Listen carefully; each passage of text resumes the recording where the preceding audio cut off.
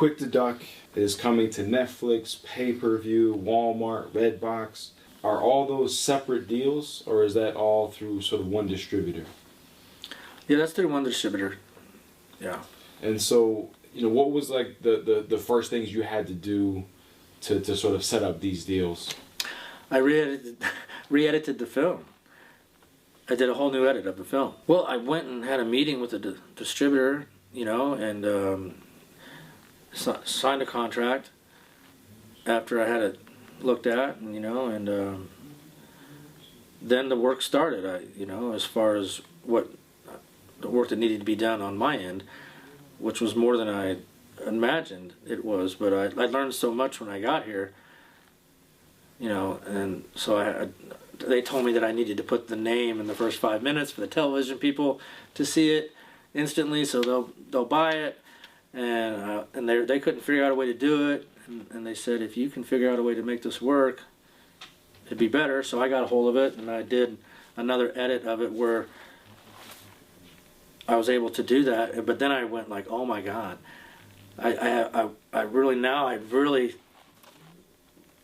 want to do something different to this film. I re-edited the whole first half of the movie, and it is what I've been thinking about at night, keeping me up at night, saying I should have done that, but I didn't, because I was so frustrated from spending so much time on editing that, it's so much work, it's so much work for one person to teach themselves and to do that, and then to do it. I just wanted it to be done. I wanted it to be done, But thankfully, I was smart enough to listen to my distributor and go back into the film. Editing that film and editing a film, period, when you're teaching yourself that, is really rough on people that live with you. So, but I went in and re-edited it, and I'm happy I did that. So that was the biggest work for me. And you sort of mentioned off camera there that the distributor had the movie and then came back to you and said, look, you need to re-edit this. They're hinting around, because I was always asking, are we going to be able to get this on TV? Are we going to be able to get this on pay-per-view? Are we going to be able to do this? I would always ask, and they would say things, well, you should have done this, you should have done that. And I go, well, let me do it then,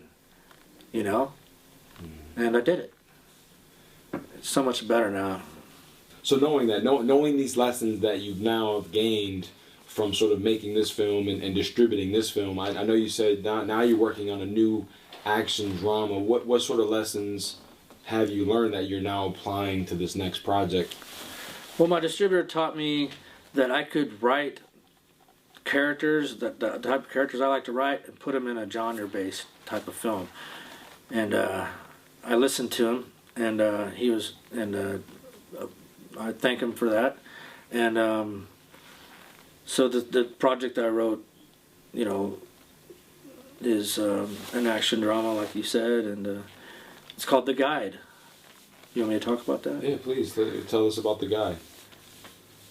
Well, I'd sent a script to Steve Gutenberg, and he passed on it, on a previous script, and he said that he wanted to do action adventure.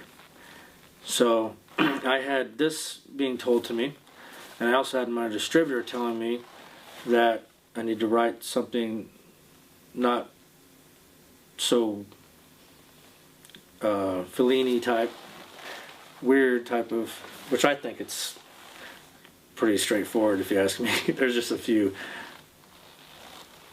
hallucinations and stuff in there, some trippy moments, and quick to death.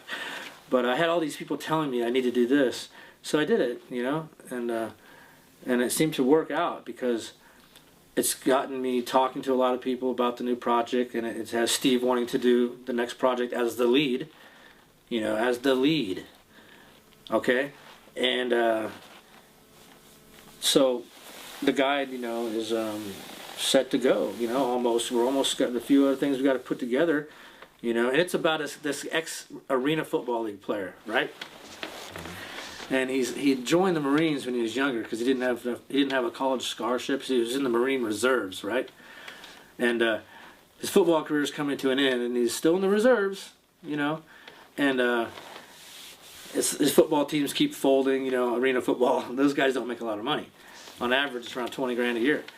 So at the end of football, his wife's pregnant, another baby's coming.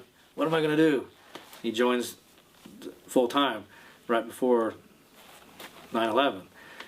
And then he goes to war for 10 years, and he comes back all messed up in the head and ends up on the streets of Hollywood.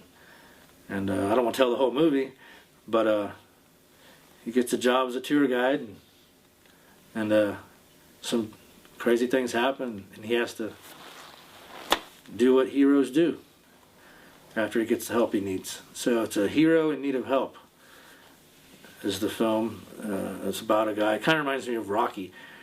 It's not a boxing movie, but the character Miles Bowden, who's the lead, he's kind of going through a lot. You know, he's a good guy going through a lot, and he does the right thing at the end and fights to get his self-dignity back, and at the same time helping Los Angeles.